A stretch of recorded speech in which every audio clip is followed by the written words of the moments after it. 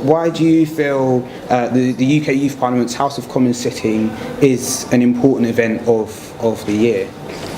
I think it's twofold really. I think firstly it rewards all the hard work that the MYPs are actually doing throughout the year and gives a sufficient status to the way that their work is being valued by other people. And I think it's important that we can also support those young people as leaders of youth organisations to be able to support you and to be able to support the event and to ensure that it continues, because it's an important milestone in the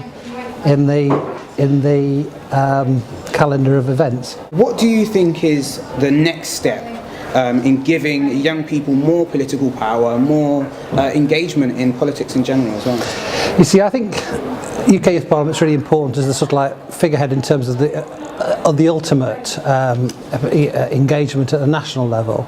I think what's really important is to actually move from consultation into decision making, and that what we should be seeing very much at a local level and at a local authority level, which is where I'm very interested in, the continuation of young people being involved in decisions that affect them, and not just things that affect them directly, but things in the wider community that also affect them, so that young people have a voice on that and are actively engaged in decision making in terms of that.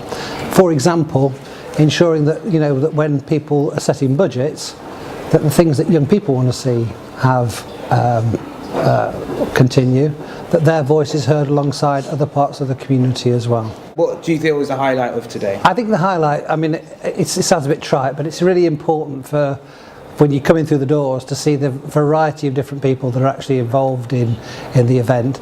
And I was also on the train early this morning, and I could come in through Euston and I could spot MYPs all over the place heading towards Westminster, and it was just that feel of a national organisation and a national level of enthusiasm.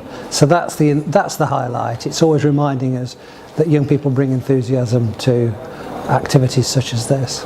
Okay, and which debate do you feel you're most looking forward to today out of all the 5 topics chosen by? I think the discussion, I think they're all important. I think that's what's really critical is the next steps in terms of that. So I was particularly impressed, if you like, that last year the transport debate led to a youth select committee in terms of looking at transport issues and the opportunity to be able to sort of like engage nationally in terms of that. But that was built again on some of the local work that various MYPs and youth cabinets, youth parliaments done locally in their local authority areas. So it's seeing those debates and hearing those activities and seeing it translated into action, which is really important, and that's what I'm looking forward to. It's really important that actually we have a sense that people not only see young people today in the House of Commons and in the Council Chamber, but they also see the opportunity that they should be back in their localities, supporting MPs in their work, supporting local councils in their work, and actually making sure that that takes place and that continues. The other thing I would actually say is I hope that the MPs and others learn that young people have their own style and their own way of engaging and their own way of decision making, and that should be respected, and hopefully others can actually come and engage in that in the same way as you've engaged in Parliament in the way you have done today.